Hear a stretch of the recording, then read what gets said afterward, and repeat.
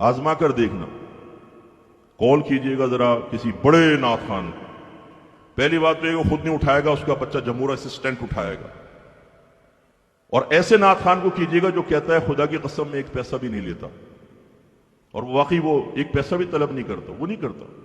جیسے ہمارے پولیٹیشین کہتے ہیں نا کہ خدا کی قسم میں نے ایک پیسے کی بھی کرپشن نہیں کی، بالکل ٹھیک ہے، ایک پیسے کی نہیں کی، کروڑوں کی.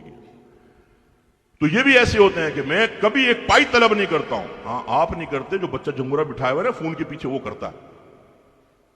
آپ فون کیجئے گا، بچہ جمہورہ اٹھائے گا، آپ کہیں جی ان کی نعت خوانی رکھوانی ہے، وہ کہے گا کہاں؟ بولو گلی کے ایک چھوٹے سے کونے کے اندر. وہ کہے گا بھاگ جائیں سے دفع ہو جا، تم ذکر الہی کرانے کے قابل نہیں ہو.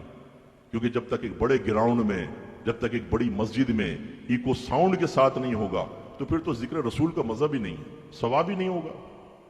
یعنی ان کے نزدیک شاید سوچیے، اگر آپ کہہ کر دیکھیے گا کہ وہ ایکو ساؤنڈ وغیرہ نہیں ہے، وہ مسجد کے اسپیکر لگائے ہیں، اس میں آواز بھی آتی چوں بیچ میں ایسے چوں چاں بھی ہو جاتی ہے، تو ان صاحب کو بھیج دیں، یہ ان کی عزت کے خلاف ہے. نہیں، اچھا چلیں آپ کہیں بڑا ایکو ساؤنڈ ہوگا، سب کچھ ہوگا، لیکن مسئلہ یہ ہے کہ خرچ بہت زیادہ ہو گیا ہے.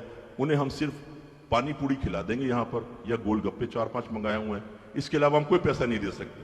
پھر دیکھیں آپ کی عزت افزائی کتنی خوبصورت انداز سے ہوتی ہے. میں نے ایک نعت خان کو فون کیا، اس کے اسسٹنٹ نے اٹھایا، میں نے شو نہیں کیا اپنے آپ کو، میں نے کہا کہ فلاں ہیں، آپ کو کیا کام ہے؟ بڑا روڈلی اس نے پوچھا. میں نے کہا وہ ذرا نعت خوانی رکھوانی تو اس کے لیے بات کرنی. ہاں مجھ سے آپ بات کریں، بولیں. میں نے کہا کیا وہ کچھ پیسے وغیرہ لیں گے؟ آپ کو نہیں پتا ہے کہ نعت خان کی کوئی آپ کو اہمیت کا نہیں پتا، اس کی عظمت کا اندازہ نہیں ہے آپ کو، کیا اس کی خدمت کرنی چاہیے کیا نہیں. میں نے کہا بھائی مجھے تو نہیں پتا، میں یہ معرفت تامہ حاصل نہیں ہے مجھے اس سلسلے میں.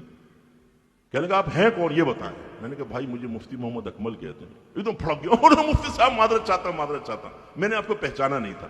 اس کا مطلب ہے کہ اگر تم پہچان لیتے تمہارا لہجہ کچھ اور ہوتا، تم نے نہیں پہچانا، کوئی عام آدمی ہوتا تو تم اس کی عزت اتار کے ہاتھ پہ رکھ دیتے. تم سوداگر ہو یا نبی کریم صلی اللہ علیہ وسلم کی شان بیان کرنے والے ہو. تو اب جب ہم ایسے پیشہ وروں کے خلاف بولتے ہیں، آپ یقین کریں ایک یو کے اندر مشہور نعت خان ہے، نام نہیں لیتا ہوں، وہ آیا محفل کے اندر، پہلا سوال یہ کیا مجھے پیسے کتنے ملیں گے، اور طے کیا کہ پیسے مجھے کچھ دو اور باقی جو وہاں پر لوٹائیں گے لوگ تو وہ میرے ہوں گے. انہوں نے کچھ کم بتائے، ناراض ہو گیا، نہیں یہ نہیں، میں چلا جاؤں گا محفل سے. یہ وہاں محفل بنی ہوئی ہے اور وہاں وہ تڑیاں لگا رہا ہے، دھمکیاں کہ میں چلا جاؤں. انہوں نے پوچھا تو کتنا چاہتا ہے؟ بھائی اتنا مجھے پاؤنڈ دو. تب جو مجھے بتایا گیا میزبان نے اتنے پاؤنڈ ہاتھ پہ رکھے اور 2 گندی گالیاں دی اس کو اور کہا کہ دفع ہو جائے یہاں سے، نکل جائے. تو اسی لیے آیا تھا نا، نکل جائے یہاں سے. اس کو دفع کر دیا اس کو. لیکن بغیرت اتنا تھا وہ کہ اگر غیرت مند ہوتا بولتا جب میں نے پڑھی نہیں رکھو، وہ بھی رکھ کے نکل گیا.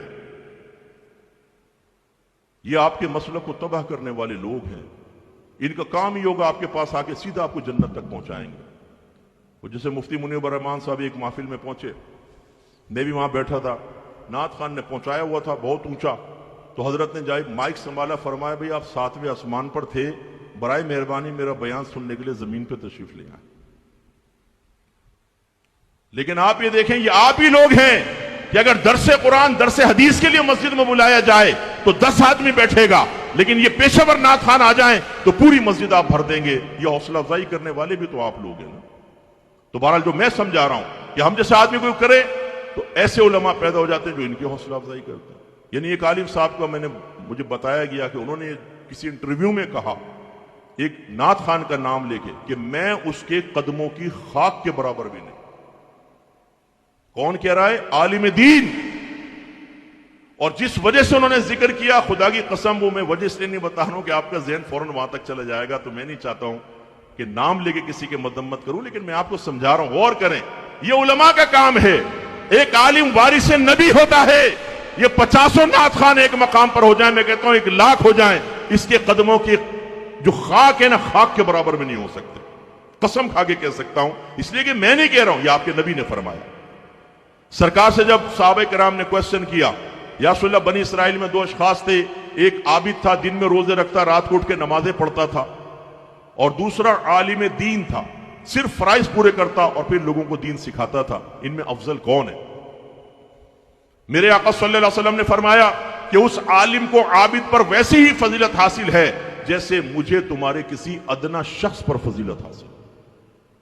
نعت خان زیادہ سے زیادہ عبادت گزار میں شامل کر لو اس کو، اس سے زیادہ کچھ بھی نہیں. اگر وہ جاہل ہے تو، عالم ہے تو الگ بات ہے. میرے ایک شاگرد ہیں مولانا امجد صاحب، مفتی امجد صاحب، ماشاءاللہ عالم بھی ہیں، مفتی بھی ہے، نعت خان بھی ہے، شرعی تقاضوں کے مطابق نعت پڑھتا ہے، میرا حسن ظن ہے، اور اپنا ادارہ بھی چلا رہے ہیں، عالم بنا رہے ہیں، مفتی بنا رہے ہیں. بہت اچھی بات ہے.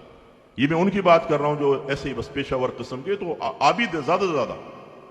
تو یہ سرکار نے فرمایا کہ میری اس عالم کی عابد پر فضیلت ایسی ہے جیسے میری تمہارے کسی ادنا پر. یہ تو ان کے قدموں کی خاک تک نہیں پہنچ سکتے. اور میرے بچوں، میں نعت خانوں کا خلاف نہیں ہوں، نعت خانے کے خلاف نہیں ہوں. اچھا بعمل نعت خان ہمارا سر کا تاج ہے. نعت خانی یہ تو ہمارے مسلک کی علامت بن چکی ہے، شعار بن چکا ہے. میں اس نعت خان کے خلاف ہوں جو پیشہ ور ہے، جو آپ کے مسلک کو بدنام کر رہا. اور صرف اسی لیے میں ایک سوچ دے کر اپنے بیان کو آگے لے کے چلتا ہوں. میں نے پہلے بھی چیلنج کیا ہے، ایک دفعہ یہاں پھر چیلنج چھوڑ رہا ہوں، شاید کوئی ریکارڈنگ سن کر مجھے جواب دے دے. قرآن کی کوئی ایک آیت، کوئی ایک حدیث سے لے آؤ جس میں اللہ تعالیٰ یا اس کے رسول نے کسی نعت خان کی فضیلت بیان فرمائی، لے کر آؤ. اور آپ یہ کیوں نہیں سمجھتے کہ نعت خان کسے کہتے ہیں؟ کون ہوتا ہے نعت خان؟ بتاؤ، کون بتائے گا؟ نعت خان کون ہوتا ہے بھئی؟ نعت بیان کرنے والا نا. نعت کسے کہتے ہیں؟ نبی کریم کی تعریف کرنے والا. یہ نعت خان دو طرح کے ہوئے پھر تعریف کرنے والے. ایک وہ جو نظم میں پڑھتے ہیں جیسے ہمارے نعت خان پیشاور وغیرہ ہوتے، اور ایک وہ جو نثر کے اندر پڑھتے ہیں. جیسے آپ کو کتاب پڑھ رہے ہوں فضائل مصطفیٰ پر پڑھ رہے ہیں تو وہ نعت تو نہیں لکھی ہوئی بظاہر، یعنی شعر تو نہیں ہے نا، وہ نثر ہے، تحریر ہے.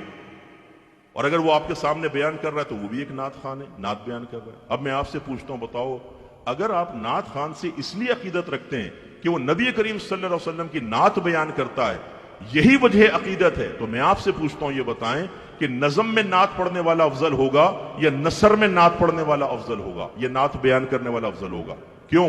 اس لیے کہ اللہ تبارک و تعالی نے قرآن میں اپنے حبیب کی نعت بیان کی کہ نہیں کی؟ اور وہ نظم شعر ہے؟ نہیں، وہ نثر ہے. خود نبی کریم صلی اللہ علیہ وسلم نے اپنی شان بیان فرمائی، اپنی خود نعت بیان فرمائی. حدیث مبارکہ شعر ہے؟ نہیں، وہ نثر ہے. صحابہ کرام علیہم رضوان نے بکثرت نثر میں بیان فرمائی. 1400 سال کے علماء بیان کرتے رہے. اگر ایک نعت کی وجہ سے آپ کسی کو فضیلت دیتے ہیں، تب بھی میں کہتا ہوں ایک عالم دین ان پیشہ ور تمام نعت خانوں سے افضل اور اعلیٰ ہے.